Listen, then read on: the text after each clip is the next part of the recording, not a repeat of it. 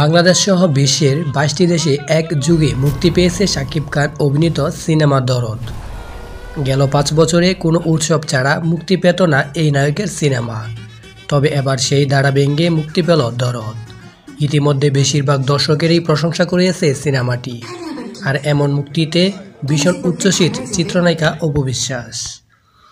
গণমাধ্যমকে তিনি বলেন, ঈদের অনেক দিন পর রিলিজ হলো শাকিবের সিনেমা দরদ আমাদের চলচ্চিত্রের জন্য অনেক বড় সুসংবাদ। আর বরাবরই শাকিবের সিনেমা নিয়ে বলার কোনো ভাষা থাকে না, কারণ শাকিবের হাত ধরেই পরিবর্তন এসেছে বাংলা চলচ্চিত্র ইন্ডাস্ট্রিতে। শাকিবের সিনেমাটা আসলে এখানে বলার কোনো ভাষা থাকে না, কারণ বাংলা ইন্ডাস্ট্রি আসলে চেঞ্জ করছে শাকিব খান নিজেই। যেটা অপ্রিয় হলেও সত্য কথা। সেই জায়গা থেকে দরদ এবং পুরো টিমের জন্য শুভকামনা রইল। মুক্তির পর বেশ সাড়া পেলেছে দরদ। লন্ডন, মালদ্বীপ এবং ইউএসের যেসব হলে সিনেমাটি মুক্তি পেয়েছে সেগুলোতে প্রায় 90% টিকিট বিক্রি হয়ে গেছে বলে জানান সিনেমাটির নির্মাতা অনন্য মামুন। এদিকে এত দেশে একযোগে শাকিবের দরদ মুক্তি পেলেও প্রতিবেশী দেশ ভারতে মুক্তি পায়নি সিনেমাটি।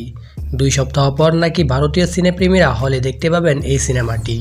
এ প্রসঙ্গে নির্মাতা বলেন, দেশের সঙ্গে একই দিনে ভারতে মুক্তি দিলে পাইরেসি ঝুঁকি থেকে যেত, যে কারণে 2 সপ্তাহ পিছিয়ে দেওয়া হয়েছে। শাকিবের দরদ একটি প্যান ইন্ডিয়ান সিনেমা। এতে চিত্রনায়িকার বিপরীতে অভিনয় করেছেন বলিউড অভিনেত্রী সোনাল সুহান। এছাড়া সিনেমায় আরও রয়েছেন বলিউডের রাহুল দেব, টলিউডের পায়েল সরকার, বিশ্বজিৎ চক্রবর্তী, রাজেশ শর্মা সহ আরও অনেকেই। তো বন্ধুরা, যারা দরদ সিনেমাটি দেখছেন অবশ্যই কমেন্ট করবেন সিনেমাটি কেমন হয়েছে।